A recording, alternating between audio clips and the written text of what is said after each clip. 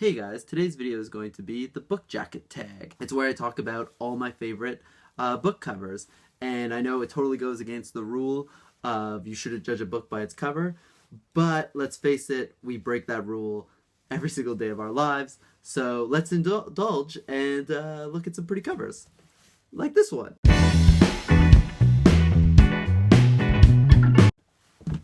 I'm gonna take this off now. Oh my god, stuck. It was supposed to be like book jacket. I don't know if you got it. Maybe I need to work on my puns. Yeah, I definitely do.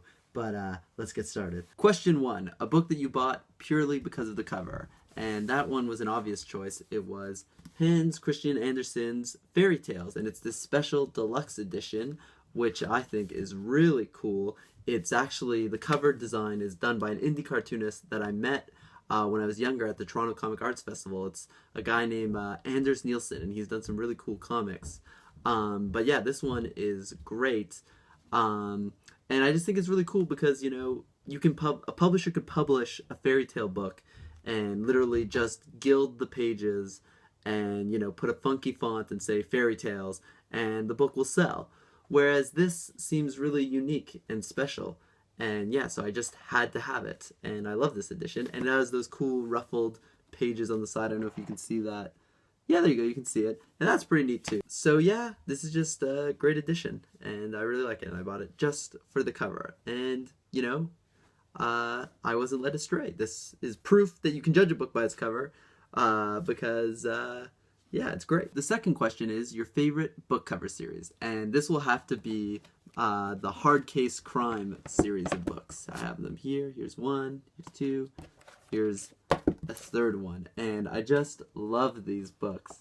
They're sort of throwback classics to the hard-boiled and noir genres of the 1950s and 60s. And they're just really cool. They're really funny too. Like on the cover of this one, Nightwalker, it says, "They were on the run from a dead man." With this series, I find that they summon that sort of collector's urge, the sort of Pokemon impulse, the gotta catch them all. And I just want to get them all so I can just have a row of them. I love them so much. And they have these cute little cartoon pistols with crowns on top. And I don't know, they're just kind of really dorky and like want to be really manly. And I kind of find that funny and silly. And it's just great. And yeah, I don't know. I feel like if I were a teenage boy in the 1950s, these books would be in my cool vintage retro bedroom. So yeah, I love these. Hard Case Crime. Boom, boom, boom. Question 3 is a cover design change that really annoys you. That one is obvious, though also a hard question for me to answer, simply because I really don't like the design change that I never bought the book, and so you'll just have to Google it or look at it next time you're in a bookstore. And that change is the Penguin Classics edition of Charles Dickens. I really don't like these. I'm not talking about the Penguin English Library, which are really cute and nice, but I'm talking about the black bar Penguin Classics of specifically Charles Dickens. They just have really unappealing covers. They've taken the original illustrations from the 19th century and then blown them up. So it's these just really unappealing black and white covers. Yeah, I mean, I really didn't like this design change. So much so that I went from being a loyal Penguin Classics exclusive buyer to being an Everyman Library buyer. This is the Everyman Library edition of David Copperfield. And I'm not asking for much. This is just a nice color 19th century portrait. A landscape would do too. I don't want much. I just don't want blown up doodles. So yeah, that's a design change I don't like, but I like this one.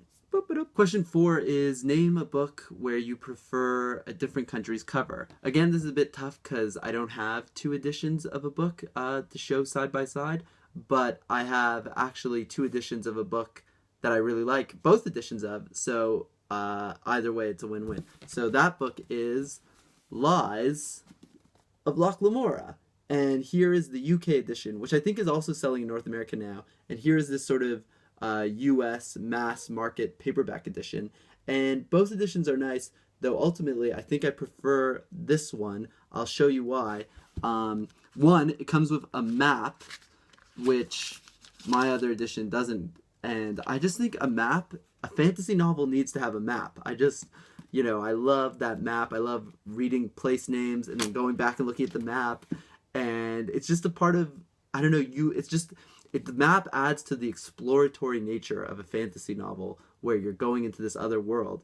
And a map is just crucial. I love a map. And not only that, it also has really nice typography at the beginning of each chapter.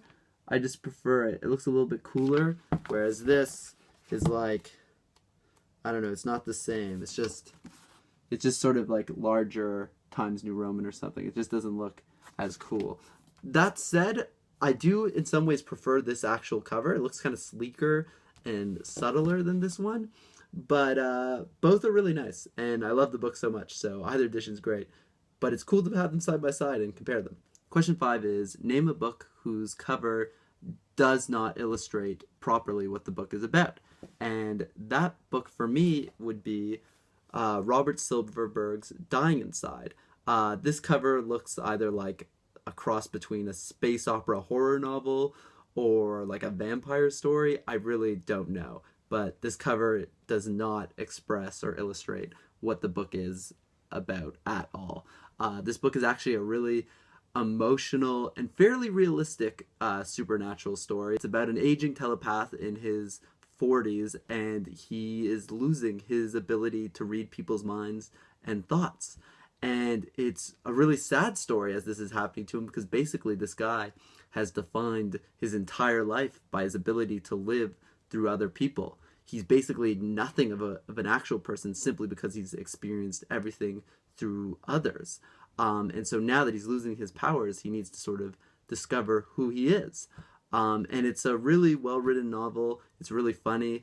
And I just don't think this cover does it justice. I think it's a book that's kind of a literary sci-fi book or a cross-genre one. And this one really, I don't know, that isn't conveyed in this cover. I will say this is actually a book whose American edition I prefer. It's much subtler, and it actually includes 2 blurbs from Jonathan Lethem and Michael Chabon, 2 excellent cross-genre novelists, and I probably would have picked this book up sooner had I seen that edition.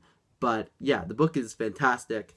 In some ways I like the gaudiness of this cover, but it's a shame because I know working in a bookshop, this cover definitely puts some people off. People who I think would really like it. So yeah, this cover doesn't exactly convey what this book is about. Question 6 is a book with an exciting blurb that doesn't really live up to its hype or underwhelms you. That for me would be William Gibson and Bruce Sterling's The Difference Engine. The back of this sells it really well. There's a quote here that says, "It's an immersion in a fascinating, wholly realized landscape. The depth of imagining is magnificent." It just sounds really cool. It's supposed to be one of the pioneering books of steampunk. I found that this book really just didn't live up to its hype. There were some bits that were cool, but ultimately I actually put it down halfway through because it seemed kind of aimless there for a little bit. I do like some of Gibson's other work, and I haven't read any other Bruce Sterling, but I would definitely still give him a chance. But maybe the novel is just not a collaborative medium in the sense of having 2 authors, so I don't know. But this did not live up to the promises on the back of the book. Question 7 is a book that you bought off of the intriguingness of the title. And that book for me would have to be Hot Pink by Adam Levin. I don't know, Hot Pink is just such a funny name for a color, and I love that it's here on the jacket. And yeah, no, this book is actually so good. It's published by McSweeney's Press out in San Francisco, so I think it might be tough to get in Europe or the UK. But it's really cool, and it contains all these zany short stories, and I just think this cover perfectly illustrates the exuberance and zaniness of this book. So yeah, I love this book.